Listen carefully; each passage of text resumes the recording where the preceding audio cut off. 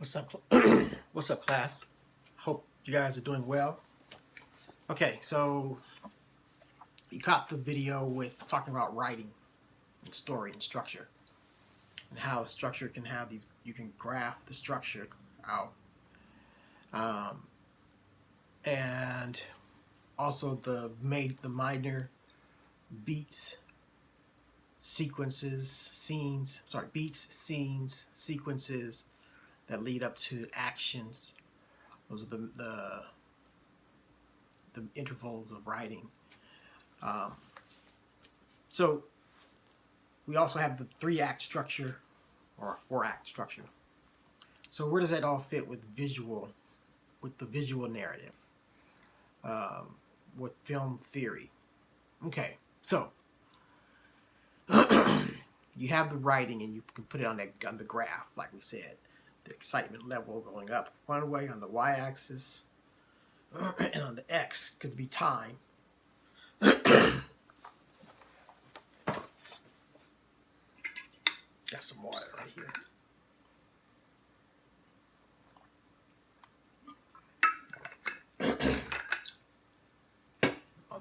So on the y-axis, you'll have time into the script, like page count or minutes into the movies. Okay.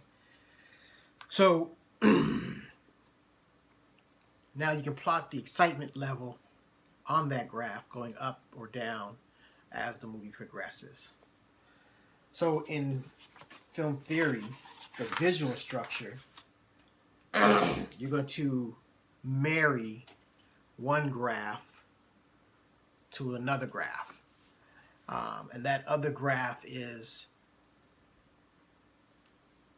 based off of what you want it to be in terms of visual structure, what we've learned so far about line, shape, rhythm,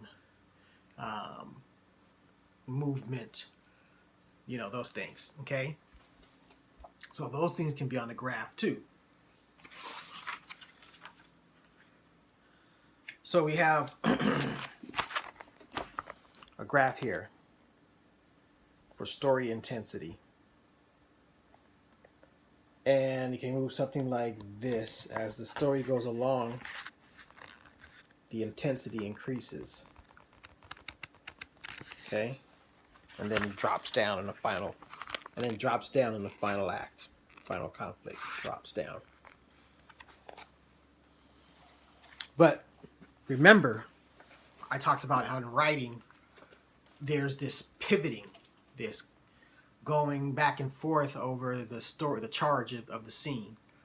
One charge is positive, then the next one is negative, and then the next one is left on a positive charge, and the next one is left on a negative charge, and so on and so on. It's never the same. Okay? It should never be the same. So that's going back and forth, right? Visually, we can pick, let's say, I can pick deep space or space to represent that pivoting back and forth. So when we're in positive, it's deep space, and when we're in the negative, it's flat space, and it can pivot back and forth along that graph, right? Positive space, deep, negative charge, flat space. So what you're doing is you're bringing the concept, the idea of contrast and affinity to that graph. And here we have a graph with high contrast.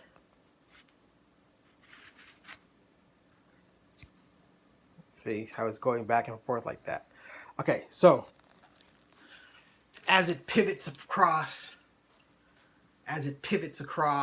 on the storyline pivots across positive to negative and negative to positive, beat by beat, or sequence by sequence, scene by scene, sequence by sequence.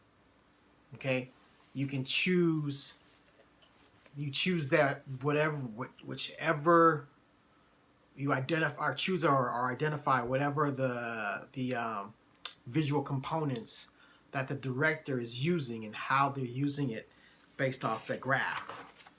Or you make a graph for yourself to use on your own production. And each scene, each sequence, each beat may have its own individual look, its own individual feel. You can contrast, or you can have an affinity of shot or a contrast of shot between shots, right? Depending on whatever you're trying to create. But what you're doing is you're creating a visual, or it creates a visual structure that's completely married to the narrative. Okay? And that's what all these different graphs are that he gives us in the book. Here's another one.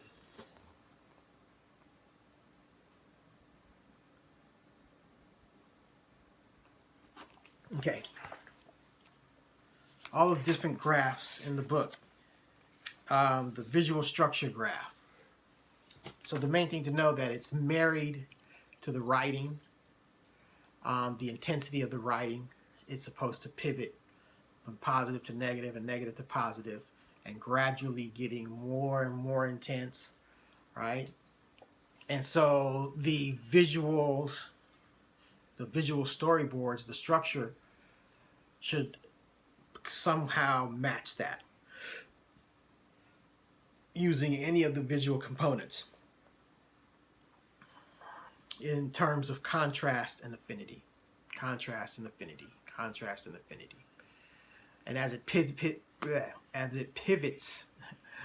pivots back and forth from one space to the next, or using one element to the versus another element, and it goes back and forth. Now we can see that visual structure in front of us. Okay? All right. All right, that's it for this one. Hope you guys enjoyed the movie.